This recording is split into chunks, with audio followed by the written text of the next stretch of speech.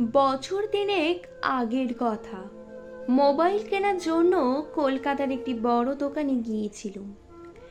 স্যামসংয়ের set একটা নেব বলে। যে মডেলটা নেব সেটা আগে থেকে ঠিক করে নিয়েই দোকানে ঢুকেছি।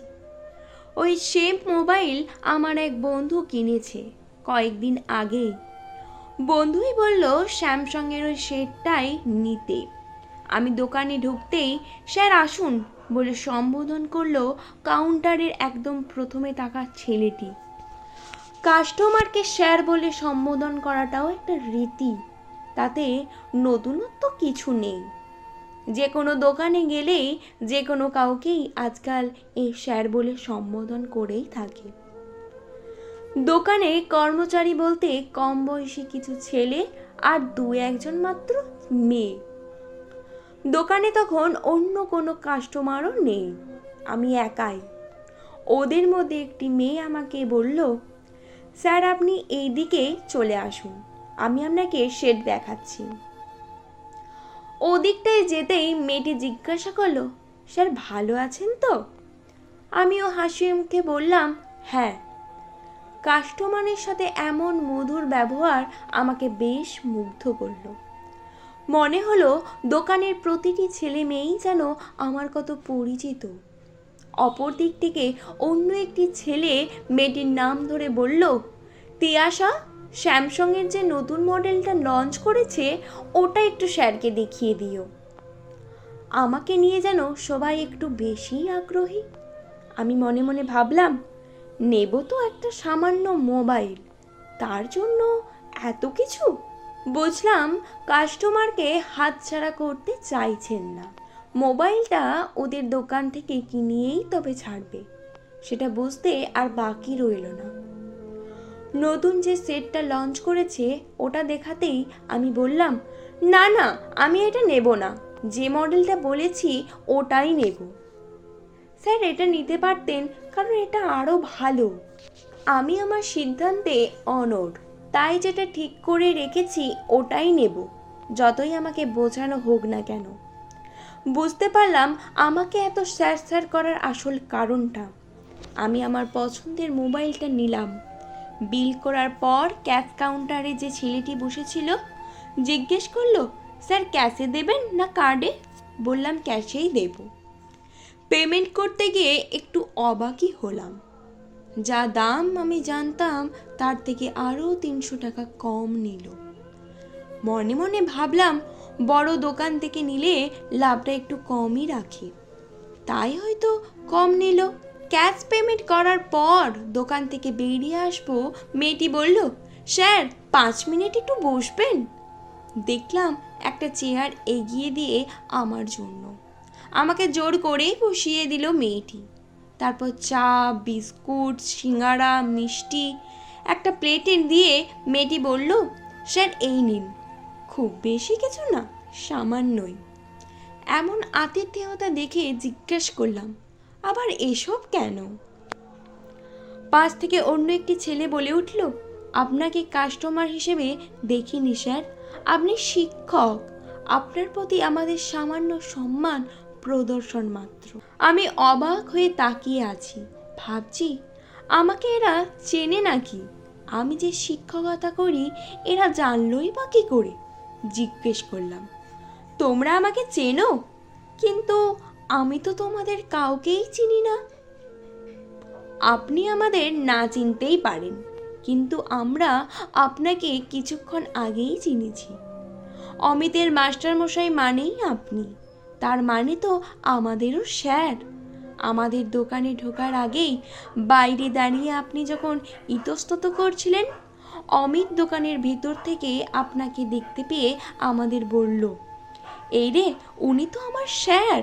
স্যার মনে হচ্ছে মোবাইল কিনতেই ঢুকবেন। আপনি ঢুকছেন দেখে ও ভিতরে চলে গেল, বলে গেল, তোরা স্যারকে মোবাইল দেখা, আমি আসছি। অমিত মানে? কোন অমিত বলো তো? তারপর দেখি অমিত ভিতর থেকে বেরিয়ে আসছে। স্যার ভালো আছেন বলে আমাকে প্রণাম করার সঙ্গে সঙ্গে সকলেই প্রণাম করতে থাকলো। অমিতকে এখানে দেখতে পাবো ভাবিনি। অমিতকে না চেনার কিছুই নেই, যে ছেলেটা কোনোদিন ক্লাসে পড়াশোনা করতো না, পেছন বেঞ্চে বসে দুষ্টুমি করে চলতো, যাকে ক্লাস থেকে কতবার বের করে দিয়েছি, মেরেছি, সেই ছেলেটাকে মনে থাকবে এটাই স্বাভাবিক। কিন্তু সেই অমিত আজ কত শান্ত, কত সংযত, শিক্ষকের প্রতি আজ কত শ্রদ্ধাশীল। আমি জিজ্ঞেস করলাম, তুই এখানে? স্যার, এখানে বছরখানেক আছি।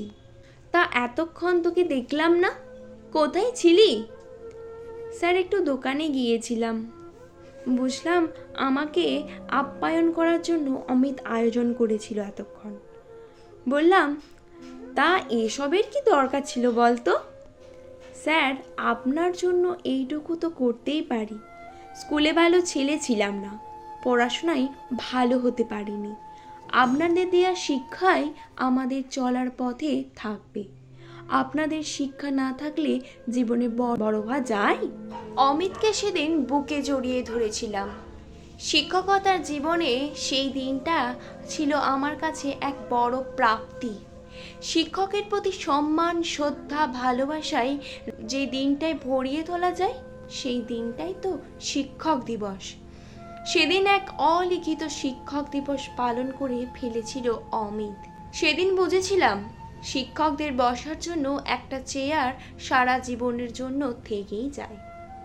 সেটা যেমন তার কর্মক্ষেত্রে, তেমনই তার কর্ম জগতের বাইরেও, এমনকি অবসর জীবনের পরেও।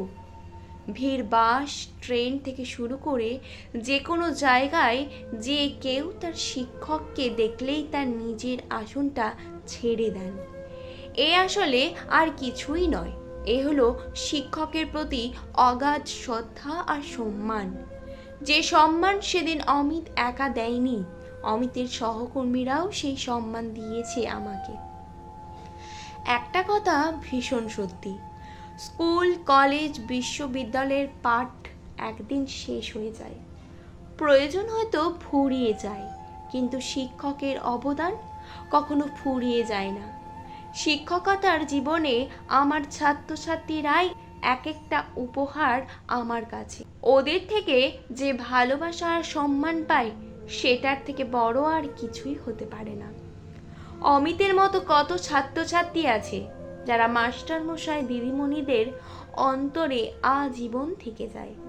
সত্যিই তো, বাবা মায়ের পরে যাদের অবদান, জীবন সুন্দর, তারা আসলে শিক্ষক।